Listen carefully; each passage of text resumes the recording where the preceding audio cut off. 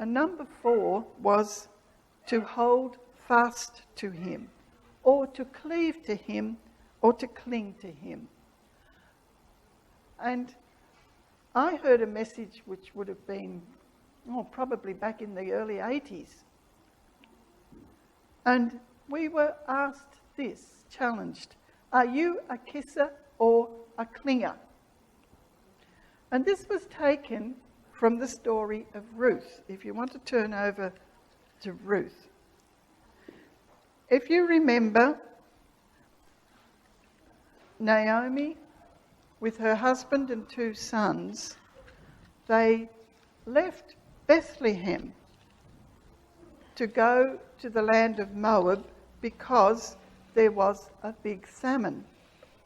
And while they lived there, the 2 sons married Moabite wives. And then Naomi's husband and her 2 sons all died. And Naomi was left with her 2 daughter-in-laws. And then she heard that the famine had ceased back in her hometown of Bethlehem. And she decided to go back there. And first of all, her 2 daughter-in-laws said they would go with her. But Naomi urged them to stay behind, to go back to their father's homes, because she had nothing to be able to provide them for. She was going back to nothing and didn't know. And so in Ruth chapter 1 and verse 14, we read of the 2 daughters-in-law. Then they lifted up their voices and wept again. And Orpah kissed her mother-in-law, but Ruth clung to her. You see, Ruth and Orpah were in the same situation, and each had a choice to make. Orpah's was to kiss Naomi and then leave. She had some love for her mother-in-law. She was sorry to see her go, but it was more on the outside than deep inside her.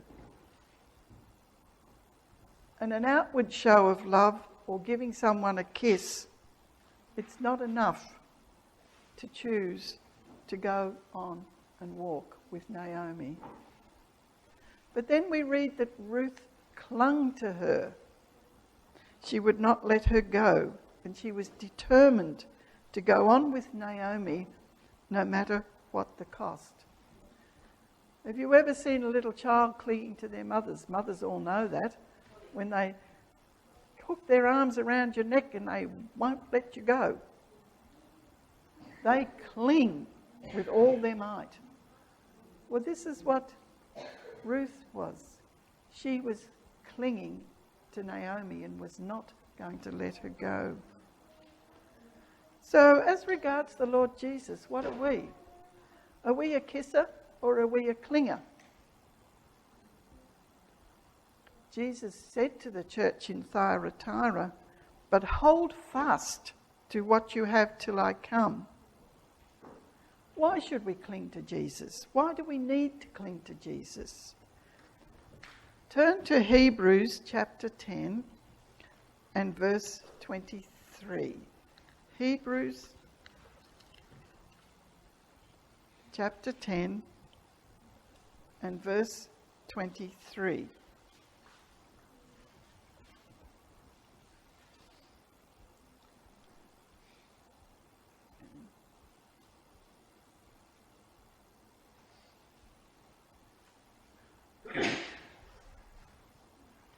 Let us hold fast the confession of our hope without wavering, for he who promised is faithful.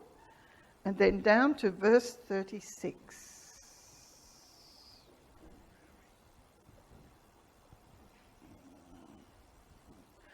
For you have need of endurance, so that after you have done the will of God, you may receive the promise.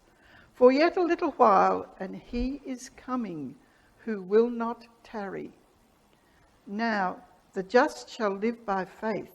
But if anyone draws back, my soul has no pleasure in him. But we are not of those who draw back to perdition, but of those who believe to the saving of the soul. It's only by clinging and holding fast to Jesus that we will be able to endure to the end. You know, he is faithful and he has promised that he will keep us as we cling to him. No, he said, I will never leave you nor forsake you. We can give him a kiss and turn away. He won't give us a kiss and run away. We can cling to him. And you know, it's no different for me now than it is for any of you.